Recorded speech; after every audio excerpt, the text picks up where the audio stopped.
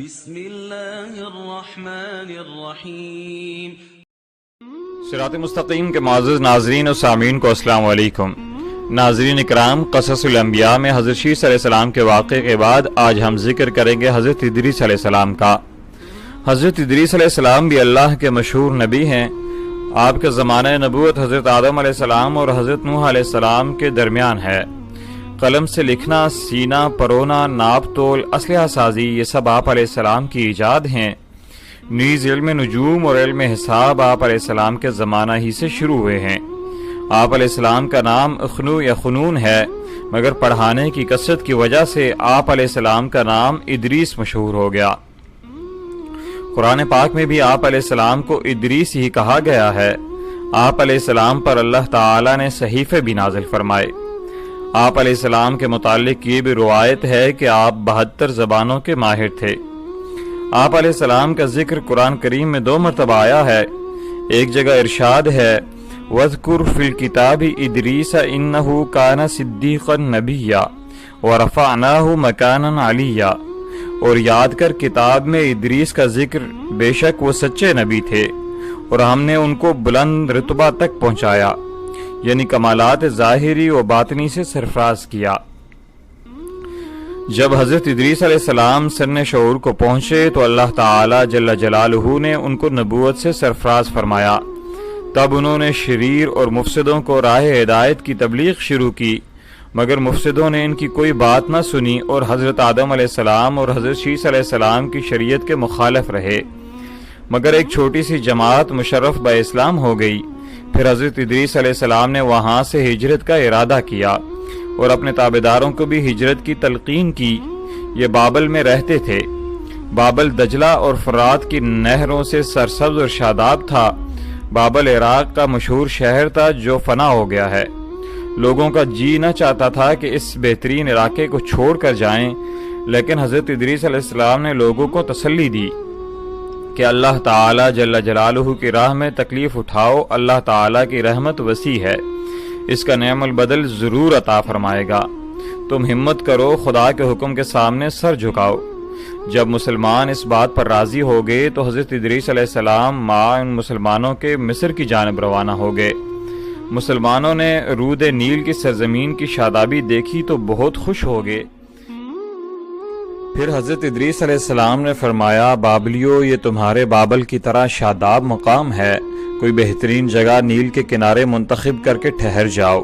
حضرت ادریس علیہ السلام نے مصر میں بھی خدا کے احکام جاری کرنے شروع کر دیے، اور حضرت ادریس علیہ السلام ہر قسم کی زبان بھی جانتے تھے اور لوگ بھی مختلف زبانوں والے تھے۔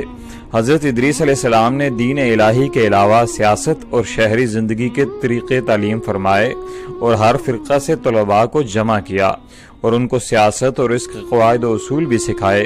جب یہ طلباء کامل ماہر بن کر اپنے اپنے قبائل کی طرف لوٹے تو انہوں نے شہر اور بستیاں آباد کیں، مدنی اصولوں پر بسایا، اور ان شہروں کی تعداد کم و بیش 200 کے قریب تھی، اور ان طلباء کو دوسرے علوم کی بھی تعلیم دی تھی جس میں علم و حکمت جیسے علوم بھی شامل تھے، اور مختلف گروہوں اور امتوں کے لیے ان کے مناسب حال قوانین و قواعد مقرر فرمائے۔ تمام ملک کو 4 حصوں میں تقسیم کر کے ہر حصے میں ایک حاکم مقرر کیا جو اسی حصے کی سیاست و ملوکیت کا ذمہ دار قرار پایا۔ آپ علیہ السلام نے تمام حاکموں سے ارشاد فرمایا تھا کہ تمام قوانین سے مقدم شریعت کا وہ قانون رہے گا جس کی تعلیم وحی الہی کے ذریعے سے میں نے تمہیں کر دی ہے۔ حضرت ادریس علیہ السلام کی تعلیم کا خلاصہ خدا کی ہستی اور اس کی توحید پر ایمان لانا، صرف خالق کائنات کی عبادت کرنا، آخرت کے عذاب سے خلاصی کے لیے اعمال صالح کو اپنانا، دنیا سے بے التفاتی اور تمام امور میں عدل و انصاف کو پیش نظر رکھنا، مقررہ طریقہ پر عبادت الہی کرنا، ایام 20 کے روزے رکھنا، دشمنان اسلام سے جہاد کرنا، زکوٰۃ ادا کرنا، طہارت سے رہنا، کتے اور سور سے اجتناب کرنا، ہر نشہ آور چیز سے پرہیز کرنا، یہ ہے حضرت ادریس علیہ السلام کی تعلیم کا لب۔ حضرت ادریس علیہ السلام کے بہت سے پند و نصائح اور آداب و اخلاق کے جملے مشہور ہیں جو مختلف زبانوں میں ضرب المثل ہیں۔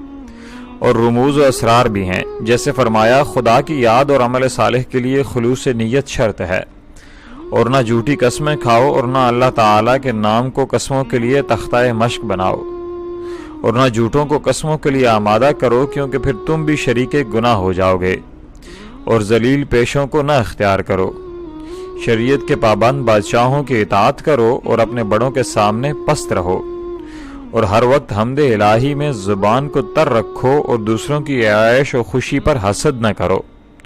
اور حضرت ادریس علیہ السلام نے بندگان خدا کو پہلے سے طوفان نوح کی اطلاع دی اور ڈرایا اور فرمایا کہ ایک آسمانی آفت آنے والی ہے جو زمین کو آگ اور پانی میں لپیٹ لے گی۔